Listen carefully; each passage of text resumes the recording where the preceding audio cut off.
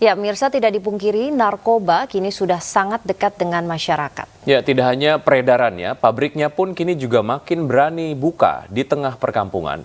Dan sebuah pabrik narkoba rumahan digerebek polisi di wilayah Johar Baru, Jakarta Pusat. Selain menangkap 4 pelaku, polisi juga menyita berbagai alat produksi dan ratusan butir pil ekstasi.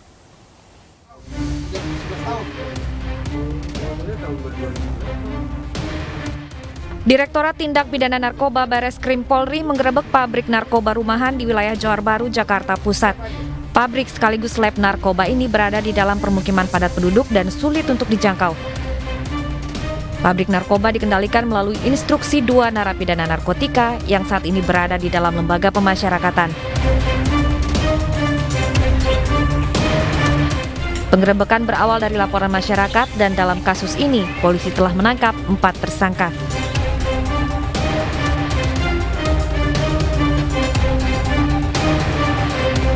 Rekan-rekan lihat, TKP-nya adalah di belakang kita atau di depan rekan-rekan kalian di lantai atas yang tempatnya kecil dan ini kita namakan slam area. Slam area itu adalah tempat yang padat penduduk, sehingga dengan padatnya penduduk sangat sulit terpantau. Nah, dari pengungkapan yang ada di TKP yang pertama tadi, rekan-rekan sekalian, kemudian informasi dapat dikembangkan. Ternyata dari interogasi yang kita lakukan terhadap SP berkembang. Ada seseorang yang mengendalikan terhadap proses pembuatan di kitchen lab ini, pembuatan ekstasi. Kemudian dilakukan Dalam satu hari, pabrik rumahan ini mampu memproduksi hingga 1.000 butir pil ekstasi dengan peralatan sederhana. Pelaku mendapat bahan pembuatan narkotika melalui pemesanan online. Polisi menyita ratusan butir pil ekstasi, 349 gram serbuk ekstasi, dan 37 paket tembakau sintetis. Hingga saat ini, jaringan pembuatan narkotika rumahan masih terus dikembangkan. Dari Jakarta, Rani Sanjaya, Muhammad Ardi, iNews melaporkan. Pemirsa, misteri kasus pembunuhan sopir taksi online di Depok, Jawa Barat yang terjadi akhir Januari lalu akhirnya terungkap. Pelaku ialah anggota Densus 88 aktif yang mengincar mobil korban.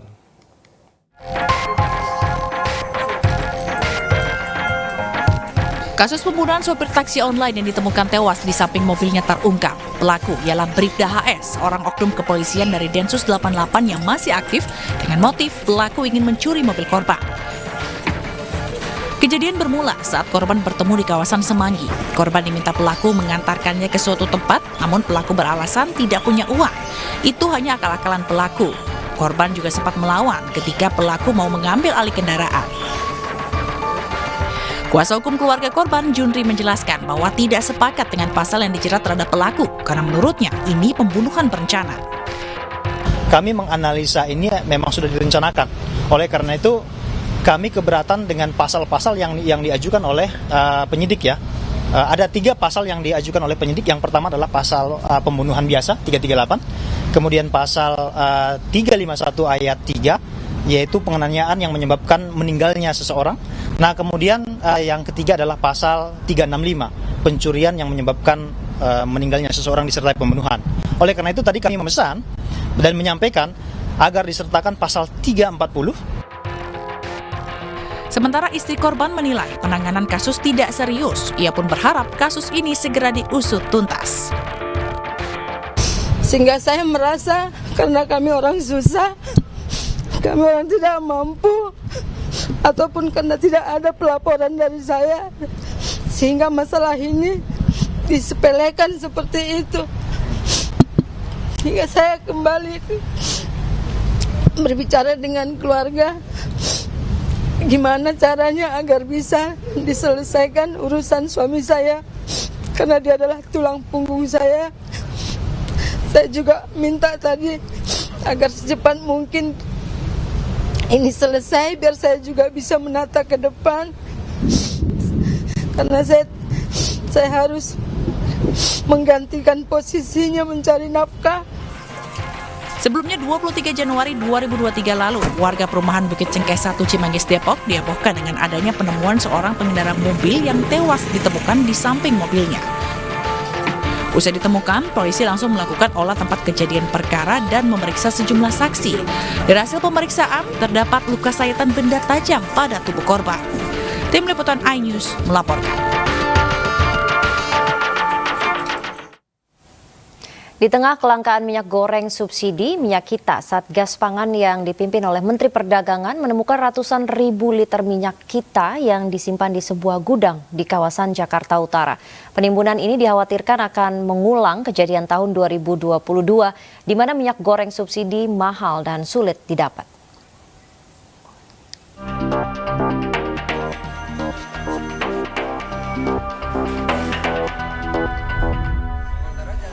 Menteri Perdagangan bersama Satgas Pangan Bareskrim Polri menggelar sidak ke salah satu gudang terbesar minyak goreng di kawasan Cilincing, Jakarta Utara.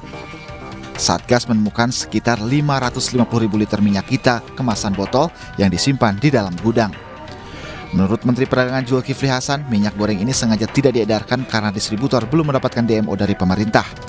Namun demikian, Mendag meminta minyak kita segera didistribusikan untuk menghindari kelangkaan di pasar terutama di Pulau Jawa. Zulhas, sapaan akrab Mendag, menyebut kelangkaan minyak subsidi terjadi karena banyak warga yang menggunakan minyak goreng premium beralih ke minyak subsidi. Nah, jadi minyak kita ini kan jatahnya 300 ribu ton satu bulan. 300 ribu ton, mestinya utama bagi rakyat. Nah, karena minyaknya bagus, kemasannya bagus, dijual juga di retail modern, di supermarket dan lain-lain, semua premium pindah. Ya kalau pindah nggak cukup. Karena itu minyak kita mesti tadinya kan minyak curah asalnya. Curah ini kurang higien kan, maka dikemas gitu. Tadinya begitu. Tapi mestinya yang membeli itu sama, pembelinya sama. Tapi ini sekarang yang premium pindah, nggak cukup. Nah sekarang jalan keluarnya yang pertama kita tambah dari 300 ribu ke 500 ribu ton per bulan. Sementara itu, menurut warga, kelangkaan minyak goreng subsidi terjadi dalam sebulan terakhir. Salah satunya dipengaruhi oleh waktu pengiriman dari distributor yang tidak menentu. Sekarang 16.000, udah barangnya langka, susah. Nggak punya. Soalnya susah juga, sehari ada, sehari nggak, rebutan. Kelangkaan minyak subsidi ini tentunya berpengaruh terhadap harga di pasaran. Sejak awal tahun 2023, harga minyak kita ini fluktuatif. Padahal berdasarkan peraturan Menteri Perdagangan, harga eceran tertinggi minyak subsidi berada di Rp14.000 per liter atau Rp15.000 per kilogram. Kita juga harus ingat bahwa minyak kita dikeluarkan pemerintah untuk mengatasi tingginya harga minyak goreng subsidi pada tahun 2022. Selain tingginya harga, kelangkaan minyak goreng membuat warga harus mengantri di agen. Bahkan terakhir, kisruh kelangkaan migor berbuntut panjang hingga menyeret produsen CPO dan pejabat eselon 1 Kementerian Perdagangan.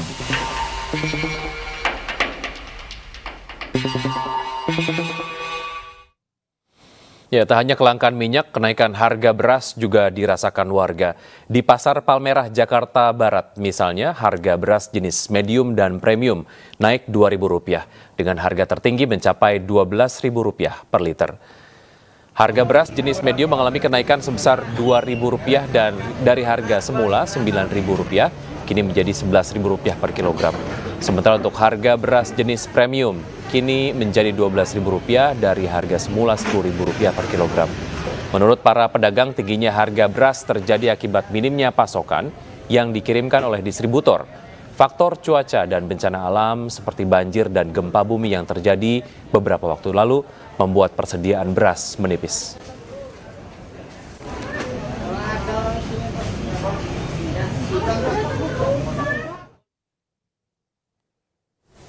Ya, pemirsa, para pembeli dan pedagang mulai mengeluhkan kenaikan harga beras. Lantas bagaimana stok beras sesungguhnya di pasaran?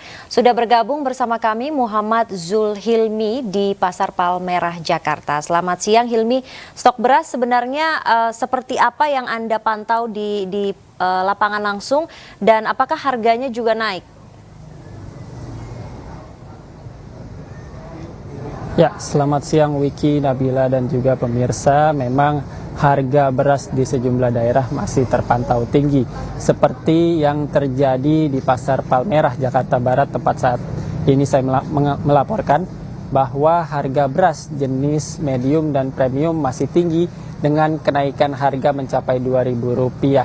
Para penjual mengatakan beberapa faktor yang mengakibatkan tingginya harga beras, misalnya minimnya pasokan dari distributor, kemudian faktor cuaca dan bencana alam seperti gempa bumi yang terjadi beberapa waktu yang lalu, kemudian dan juga banjir serta belum terjadinya panen raya. Namun beberapa waktu yang lalu Menteri Pertanian Syahrul Yassin Limpo ketika melakukan sidak di Pasar Induk Beras Cipinang mengatakan bahwa persediaan beras untuk di wilayah DKI Jakarta masih aman hingga Lebaran mendatang. Apalagi Provinsi DKI Jakarta telah kedatangan lebih dari 400 ton beras dari Provinsi Sumatera Selatan. Nabila dan Wiki. Beras yang terjadi di lokasi Anda berada saat ini, bagaimana dengan penjualan beras dari pedagang ke masyarakat? Apakah terjadi penurunan dan apa yang menjadi masukan dari pedagang terkait dengan kenaikan harga beras di sana? Ya, di Pasar Palmerah Jakarta Barat ini harga beras jenis medium dan premium masih tinggi. Seperti harga beras medium yang semula harganya Rp9.000 per liter, kini menjadi Rp11.000 per liter. Kemudian untuk harga beras jenis premium menjadi Rp12.000 yang semula harganya hanya Rp10.000 per liter. Menurut para pedagang, hal ini dikeluhkan juga oleh para pembeli yang meminta kepada pemerintah untuk segera menyelesaikan harga beras dan agar tidak terlalu berlarut hingga datangnya bulan suci Ramadan. Wiki dan Nabila. Baik, terima kasih atas laporan Anda, Hilmi. Ya, selamat bertugas kembali.